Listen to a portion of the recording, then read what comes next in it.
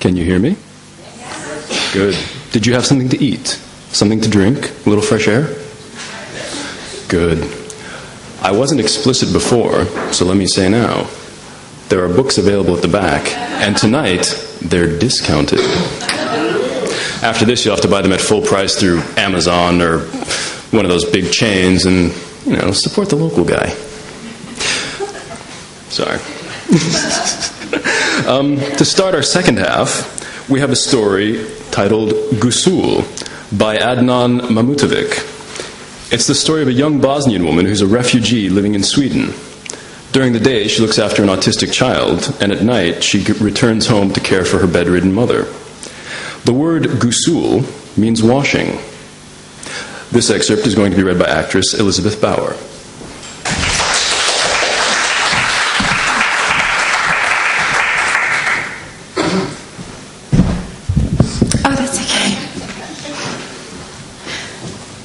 Excerpt from Gusul by Adnan Mahmutovic. Amina walks into her apartment like she would step on a bus, as if to get somewhere. The damp walls smell of dogs, even though it's been over a year since the old tenants moved out. She walks into the bathroom, washes her hands with peach soap, and smells her fingertips. In the bedroom, her mother's body seems to have grown roots into her bed. The smell of urine does not prevent Amina from smiling. She kisses her mother on the cheek. "Mom, do you need to go to the toilet?" The woman nods. Amina lifts her up as if she's pulling a plant, gently, because she must place her back there once she has changed the soiled sheets. The 72-year-old woman coughs. Coughing, panting, and snoring are the only sounds she communicates with. Amina can distinguish 9 moods of her mother's mind from her snoring. Amina changes the sheets, remembering how 4 years earlier she stopped hanging white sheets in her backyard for fear they could be shot at, like all the white flags during the Balkan War.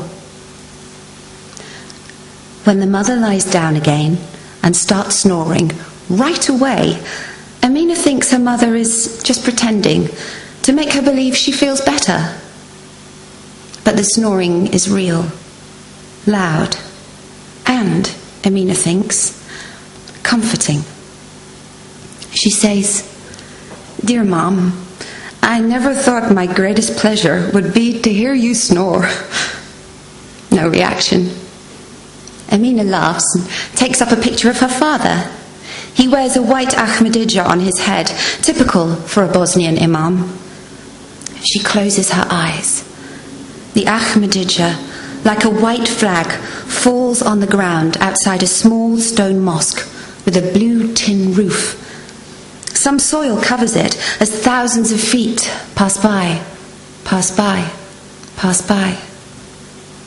Grass grows out, and weed, the inedible things.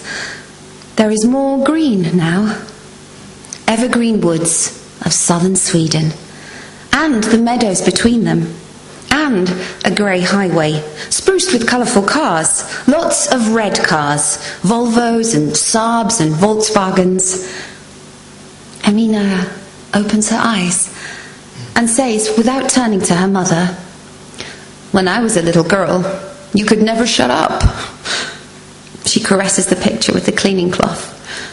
"Father was the imam, but you wrote his sermons. By Thursday night, you had his Friday Jummah speech ready. You read it to us in a candlelit kitchen, and we listened and sometimes said, 'Do it again, just to enjoy your voice.'" She looks at the thin, eggplant-coloured lips, opening and closing in the rhythm of the twitches of the eyelids. She tries to remember the voice, but she can only recall images, as if she has been deaf all her life. She swallows spit 3 times. "Remember the night our ferry arrived at Ishtad? where we spent our first week in that huge hangar with some 200 chatting, yelling, farting refugees. The immigration officers questioned us, "What kind of immigrant are you? How much money have you got on you? Do you have relatives here? How long do you plan on staying?" She pauses. "You just kept silent." The picture slips from her hand and falls on the floor. She picks it up, kisses the black and white, clean-shaven face, and puts it amidst pictures of herself as a baby, as a girl with braids, as a young woman with loads of emotions and equations in her mind, and as a genderless refugee outside a corroded bus, holding the hand of a mute mother. "Amina, my feet are cold," the mother says. Amina keeps wiping the pictures. Then, as if the message was garbled and her brain took a while to decipher it, she stops, looking at the photo of her mother's wrinkleless face as if it was that young woman who spoke to her. She turns around. The mother says again, "Amina, my feet are cold." Amina straddles the narrow bed, takes her mother by the calves and presses the soles of her feet against her warm stomach. The tangled purple veins seem to be glued onto the cellophane skin of the feet rather than growing like weed underneath. Amina rubs the 70-year-old skin. It creases and the veins change patterns.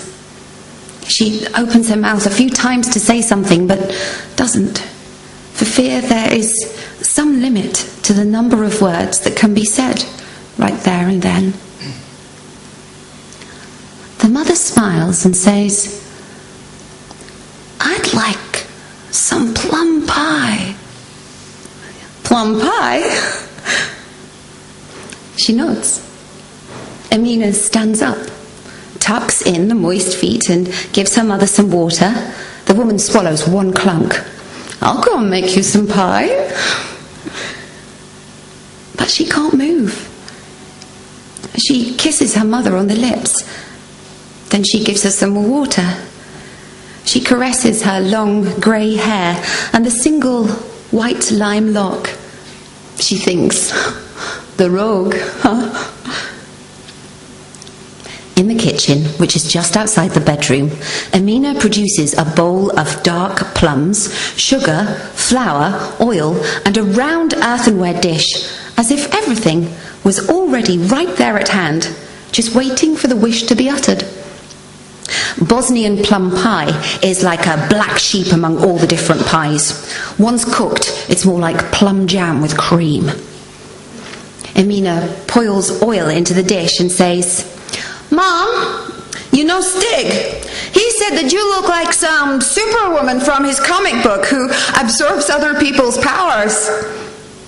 She cracks open the plums and pulls out the stones with her teeth and spits the stones into the kitchen sink and lays plum halves in circles in the dish. "I told him you're the one, but he must keep it hush-hush." She pinches some sugar and throws it on the plums. Then she does the same with flour and finally pours cream until the plums swim in it. 10 minutes in the hot oven. The plums are soft. She opens the oven and lets the dish simmer in the heat for 5 more minutes. Then she puts it on the windowsill and opens the window just a crack. The September wind wafts in. The mother's nose wiggles a little, but she can hardly breathe. She tries to say something, but her lips are clammy, saliva white, the tip of her tongue pressing the back of her teeth. Amina rushes into the bedroom as if the nascent shahada was a bait. She fumbles as if the shahada is already pulling the old body over the thin and sharp Sirat bridge towards the open gate of Janeh al-Aden. She grabs her mother's face. "No, Mom, not the shahada, not now, please, not the shahada." The mother raises her voice and says twice, "La ilaha illallah Muhammadun Rasulullah." The second testimony of faith pushes Amina backwards like a hand. The mother's eyes close, and her chest stops rising and falling. Amina wipes the few tears and struggles not to cry. She sits on her bedside, her back turned to her mother. Then she slips under her quilt and covers herself up to her nose like she did as a kid before she started school and stopped fearing the shadows of the quince tree under the twin moons.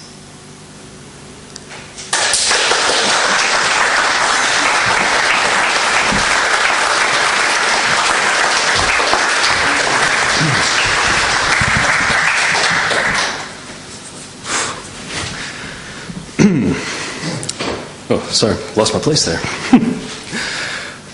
Next up, we've got an excerpt of a short story called The Place, written by David Frankel. In this story, we meet Lenny, a 30-year-old who's been kept secluded by his mother almost his entire life. He spends his time tending his father's back garden, but when new neighbors move in and Marianne takes an interest in Lenny, his life takes a number of unusual turns. The reader is Silas Hawkins.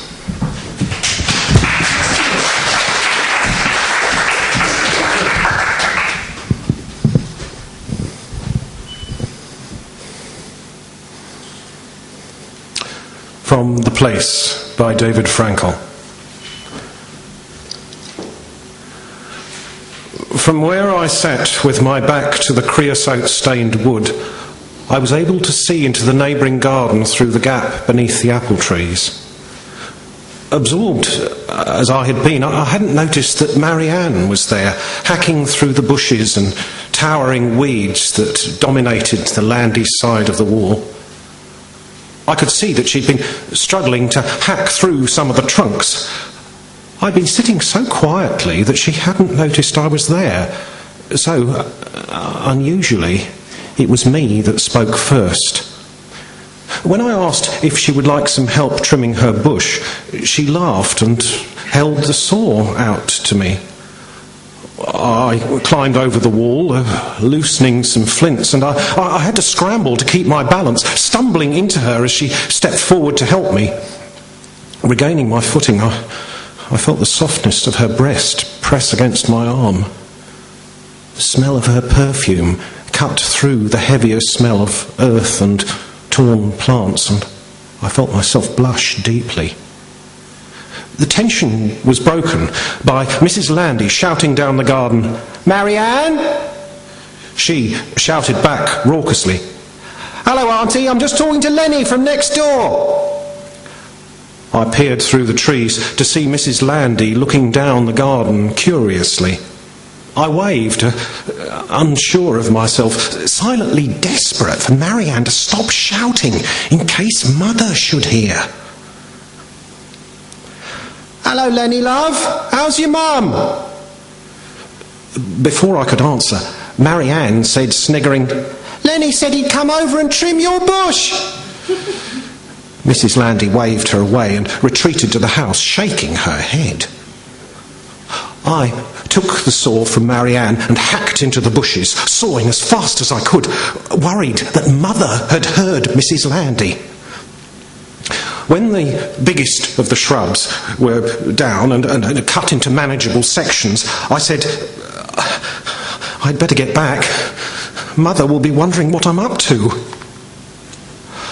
I thought of the tall windows of the back parlour, gunmetal slabs of glass from where Mother could survey the garden. "She keeps you in a short rein, your mum, doesn't she?" "Well, she just worries about me." "Worries about the company you're keeping, does she? Don't she like me?" Well, I didn't know what to say. I don't think Mother likes your satellite dish." I laughed, in case she was offended. "What's the matter with that? Don't she like telly?" she asked, with one hand on her hip. "Not much. She thinks there's too much smut and violence on." "And what do you think?" "She's only half right, I bet." She laughed. I laughed with her, but I wasn't really sure why. That happened a lot when I was talking to Marianne. She found a lot of things funny. That was one of the things I liked about her. There was a kind of lightness in her that people I knew around here didn't have. She was like an actress from an old film, but plumper. After that, I thought about her a lot. I thought about the place a lot, too. Each night, I'd sit on my windowsill and watch the end of the garden. In the daylight, tired, I'd sit and watch the place while the weeds grew unchecked. The first use I found for it was prompted by Mother. Since Marianne's arrival, I had noticed Mother taking a keener interest in my activities, even accompanying me to the library on one of my visits. I'd taken to go to the library almost every day to conduct research. On another occasion, I could tell she had been in my room while I was out. The shirts in my cupboard weren't in the same order in which I had left them. The only thing I had to hide from her were my father's letters, and I began to fear that they were no longer safe, pressed between the old seed packets and cuttings from gardening magazines that had kept them hidden for 30 years. I knew that Mother must never see them, but I couldn't bring myself to destroy them. If anything, they meant even more to me since I had met Marianne. The words in them made more sense, and I would read them while I watched over my discovery from my window each night. Early one morning, while Mother was still preparing breakfast, I took the letters, carefully wrapped in brown paper, and put them in the place where I knew nobody could ever find them. In my memory, Sandra and Marianne have almost become one, identical. But even then, if I closed my eyes and pictured Sandra, she looked a little like Marianne. In the photograph I had of Sandra, she was around Marianne's age. We got along well, even though I was much older than she was. She only ever mentioned it once. "How old are you, Lenny?" "I was 30 last week." "Oh, yeah? You kept that quiet?" She smiled. "Did you have a party?" "Yes, my uncle came over and Mother baked some very nice cakes." She looked at me with an expression I couldn't place, and after a long pause said seriously, "Well, happy birthday for last week, Lenny." 3 days later, she gave me a new trowel, badly wrapped in coloured paper and bound with tape. As she leaned over the wall to pass it to me, she gave me a kiss on the cheek. I felt my face redden as I thanked her. "I didn't know what else to get you, and you're always using that old thing." She went before I could say anything, shouting, "See you later," over her shoulder. The handle was painted bright yellow, and I could see at once that it was from the local hardware shop. It was cheap and poorly made, actually much inferior to my father's old one that lay forgotten at my feet. Afterwards, I kept her gift hidden in the shed, using it only when I could be sure Mother wasn't around.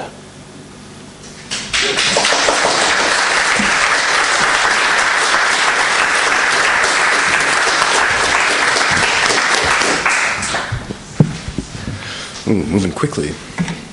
Next up, we have an excerpt from a story called Homecoming, written by Alex Barr. It's a story of Bernard and Rosalind, I'm probably pronouncing those wrong. They're difficult names. They're just returning from America, where they spent several years unsuccessfully trying to start their own business. The story picks up with them arriving in Manchester, where they're staying with Bernard's brother, Terry. Our reader again is Elizabeth Bauer.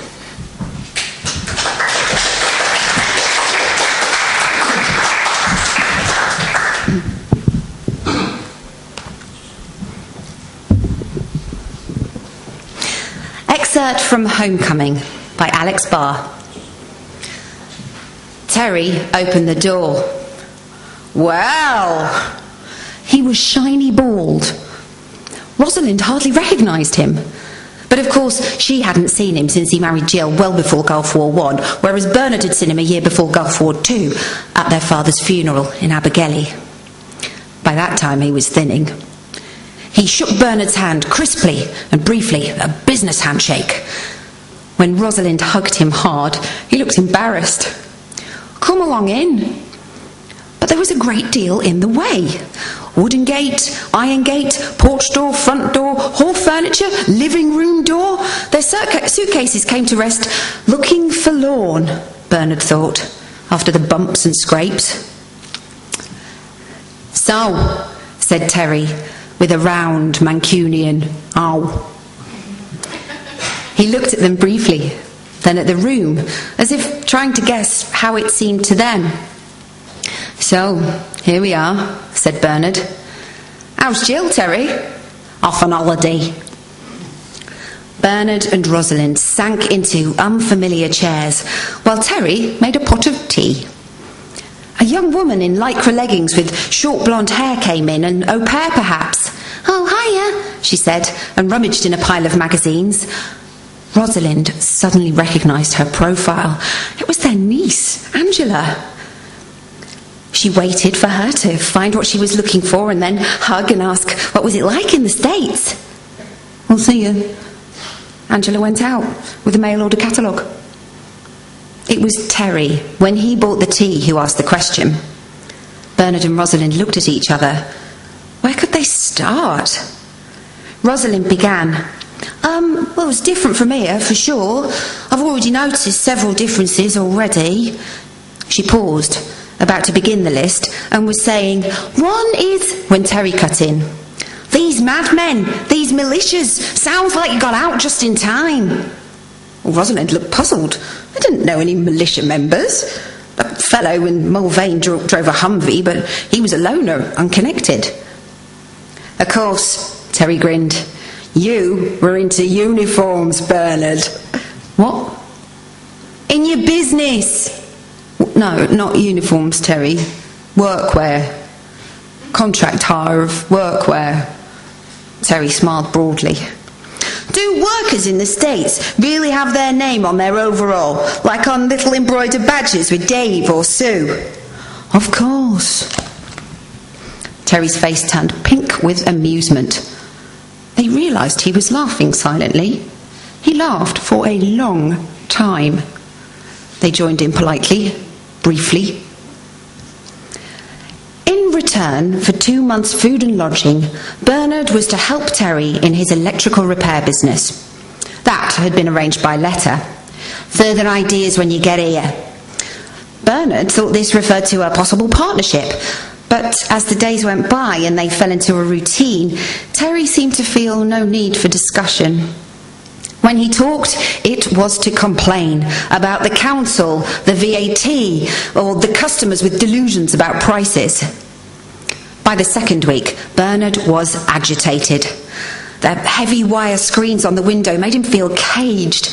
The radio channel Terry favoured played songs he'd known in his youth. It was as if, for 40 years, nothing had happened, as if he'd never left Manchester.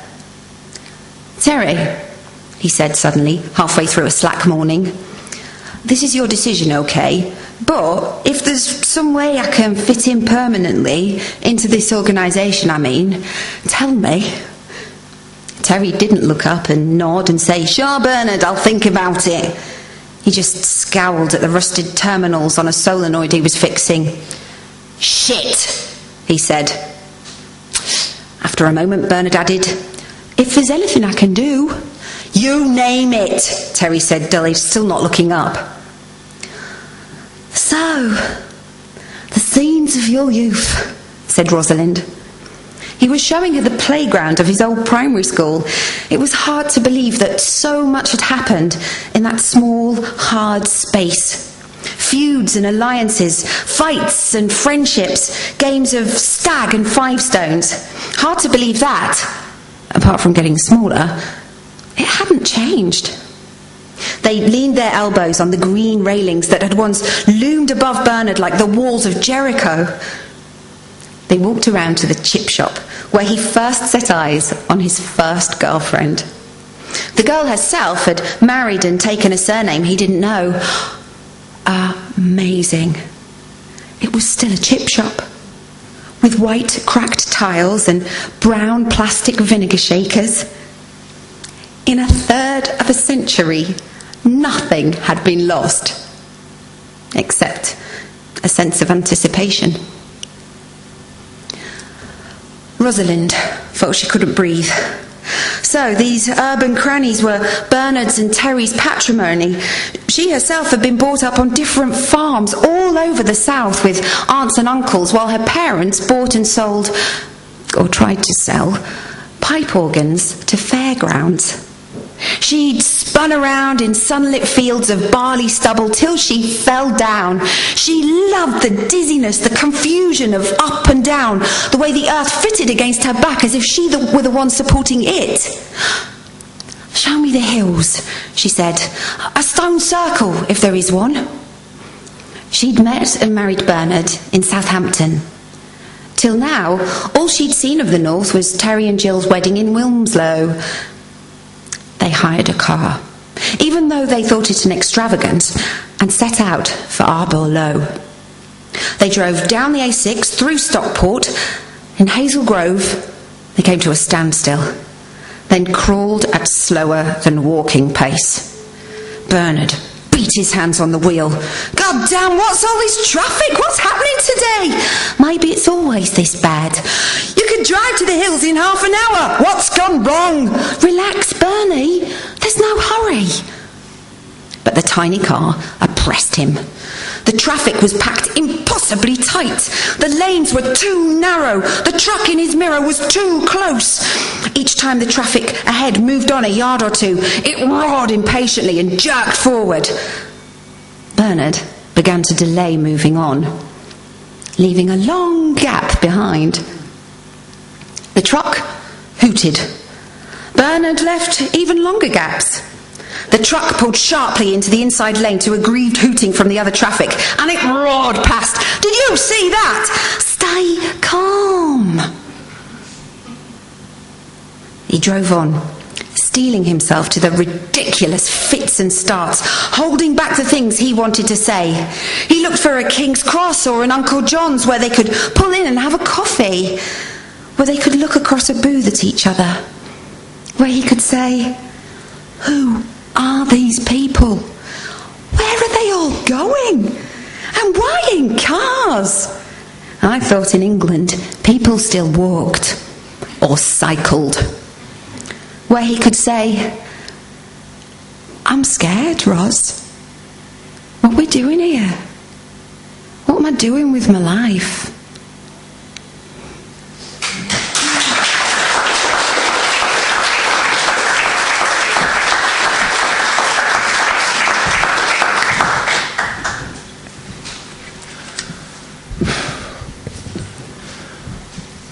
We're quite lucky tonight because we've got one of the rarest types of writers with us, one who not only writes well, but actually manages to maintain a functional professional life in addition to that. Maggie Gee has written 11 novels, a collection of shorts. She was the first female chair of the Royal Society of Literature. She's visiting professor of creative writing at Sheffield Hallam University. She's served on the Societies of Authors Management Committee and the government's Public Lending Right Committee. In addition to that, she's an award-winning novelist. I could go on, but that's not helpful. She's really talented, and we're really lucky to have her, and she's going to present the winner of this year's story. Please welcome Maggie Gee.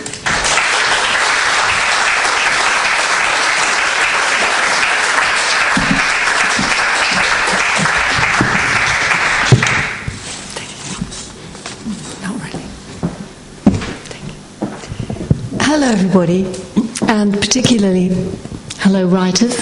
Thank you for coming.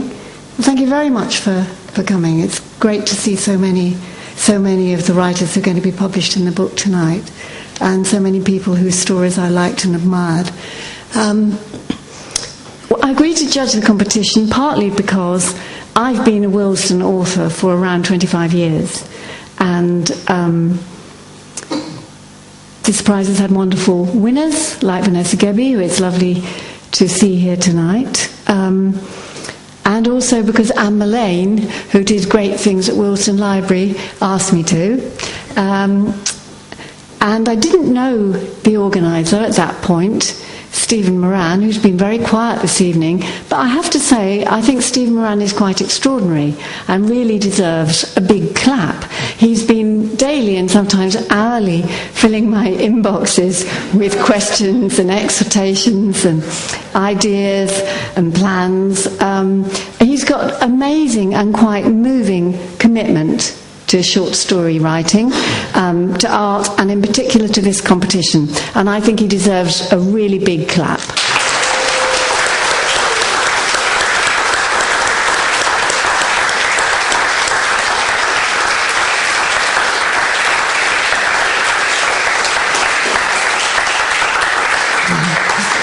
I've been a judge of literary competitions for a very long time, and I've never met an organiser who knew and cared so much about the writing, the actual writing, as Stephen.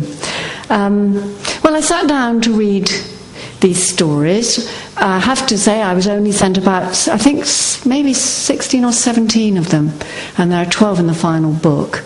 And I really enjoyed reading them. I was transported into all these invented worlds. And I completely forgot that I was judging. I read fascinated, and I thought, this is incredible if this is part of what the kind man who introduced me called my functional professional life, apart from being a writer. By the way, I have no functional professional life. I just do things to do with writing. They're all things that I think writers should do. We should all join the organisations and judge competitions, because it's a community. And I love other writers, I love what they do. But anyway, I got completely absorbed, and then I remembered I had to put them in order. And I stopped feeling like a very lucky person, and I started feeling like quite a tormented person. Of course, I had to narrow it down to 12, and those 12, of course, are all winners, because they're all in the book. That was not so hard. But when I got to the 12, it became very hard. And when I got it down to 6, it actually became virtually impossible. Because when you're getting to that standard, the best 6 out of 350,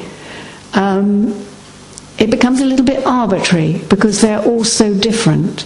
They're from different genres, different styles, different lengths. The length varied a lot, and I found it very difficult. And then I started, it wasn't just Stephen writing to me, it was me writing to him, sort of mulling it over and maundering, so I think Stephen got just as much of an excess back from me as, not that he ever did an excess, of course. Short story is a very particular form. It's a very curious form. I have written a collection of short stories, The Blue, which is at the back if anyone's interested. And I'm writing one at present for a collection of stories about science, actually. And I had one on Sunday Times Online quite recently, a strange story. So I'm fascinated by the form. It makes very different demands to the novel. And I started focusing on one particular element in these 6 stories. And it helped me, it gave me a way, but it's only one way of finding the prize winners, the 3 prize winners and the winner. I think you could have judged these stories any other way, but I focused on the ending. And I do think the ending of short stories is very, very important, because the ending is almost the thing that defines it as a short story. It's why it ends there. It's why it doesn't become a novel. It's the point at which the story, the snake that is the story, that moment when the tail goes into the mouth, And that moment when you see the whole world is suddenly laid out before you, and you see what change has taken place, you understand the alchemy. So that ending is very important. However, all the stories really fought for and deserved their place in the collection by being genuinely otherworldly and strange, like David Frankel's The Place. The actor read it very well and made it seem very funny, but it's also actually a very strange and creepy story, rather like H.G. Wells.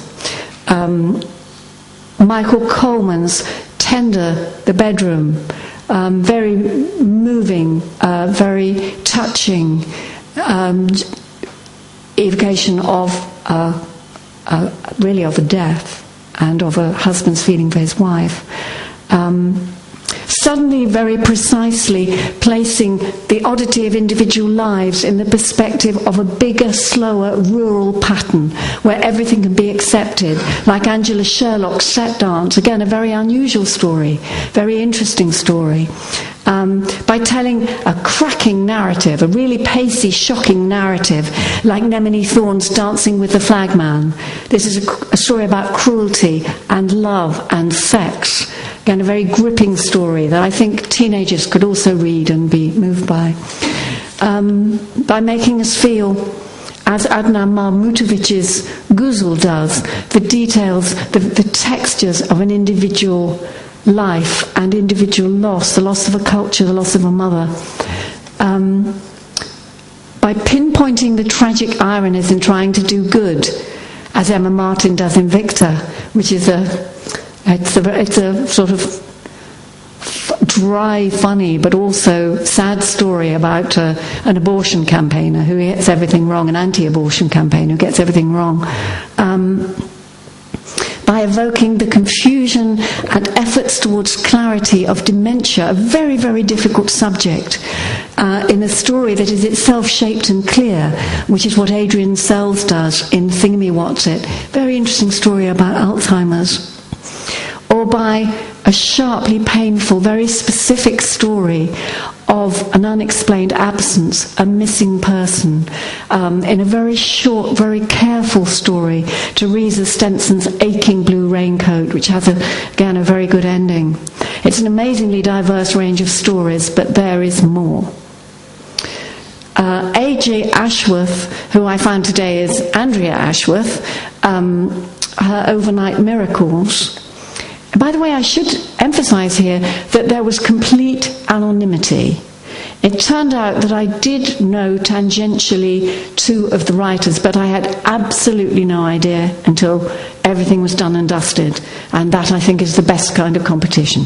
So you're just looking at the writing. A.J. Ashworth's Overnight Miracles is a very bleak, pared-down, original, completely physically believable story about the longing for a dead love that leads the narrator to spiritualism in the blackest part of night. You heard it tonight. Very unusual, striking story, and showing you how as time passes, the dead move further away, and contacting them gets harder. You have to do more, as the spiritualist, that rather sinister spiritualist, says. And then the dead man comes, flickering like a television that's not properly turned on, she says. And a neighbouring cat comes at the wrong moment and interrupts, and he fades. There's a sense it's no longer comic or creepy, it's actually tragic. He fades into a human outline filled with TV snow. I won't tell you the end. And I have to say, I'm sad to say, I wasn't completely convinced by the ending of this very brilliant story, but I admired and envied A.J. Ashworth's evocation of how the membrane between the world of the dead and the living, this beautiful phrase she chose, slowly grows thicker as the dead slips slowly into the past. And in doing that, she turns an extreme, extraordinary experience of spiritualism into an experience we can all share of losing the dead. I was only allowed to award 3 prizes. The 2 runner-up prizes are for Alex Barr and for Y.J. Zhu. Alex Barr's Homecoming is a great story about what home means and how unstable and shifting the idea of home is. It's about so many things in such a short space. The hatred in marriage that is the other side of love, but can just as quickly melt back into its opposite. The small lies and disappointments between brothers that turn into corroding bitternesses. The destruction of Britain's rural past by motorways that sever footpaths like cut nerves. And it has an astonishing ending. Apartment equals second prize. A richly detailed, colourful story by Maggie Gee, full of tough, hard-won hope about widowhood and what might lie beyond it. Not actually a comic story, though the reading made it comic. It's not really a comic story.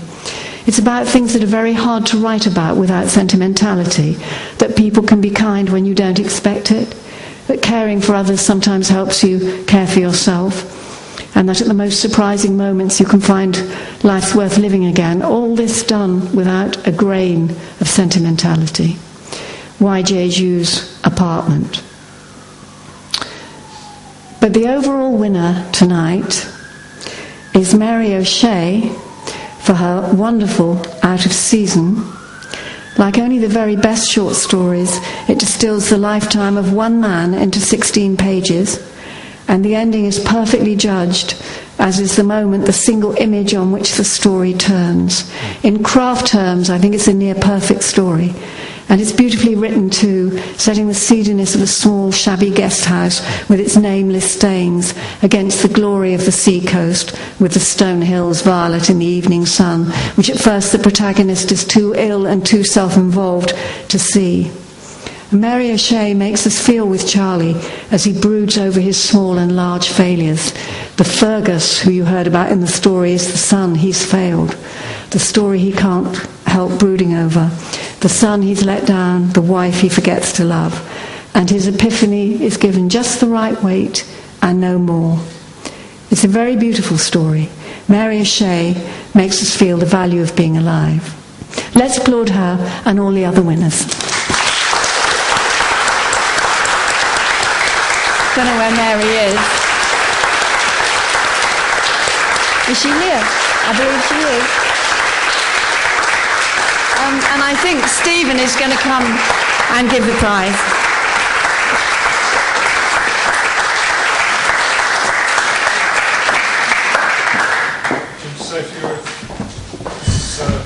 This is your prize? Well, we're short of mugs, so that's really great. This is the legendary...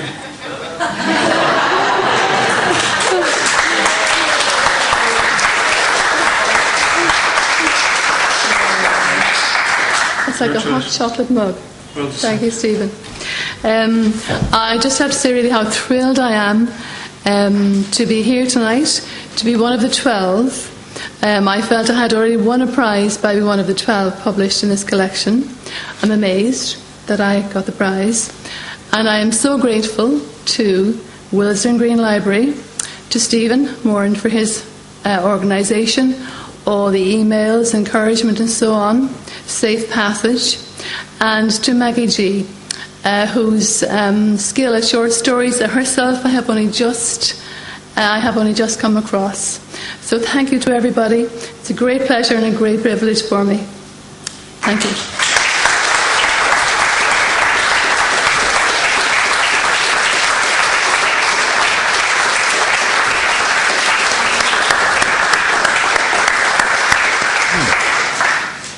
At the risk of sounding indulgent, can I ask you all to remember once again, there are still some drinks, there are still some snacks, there are definitely still books. So feel free to peruse before you go. Thank you so much to the members of the Liars League for coming up and actually bringing these stories to life in a way that we could enjoy here.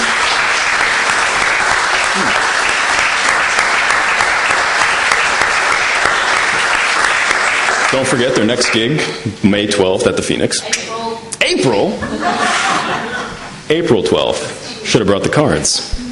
Thank you again to Willesden Library. Thank you to Stephen for organizing all of this. Thank you for doing the sound. Thank you for coming out.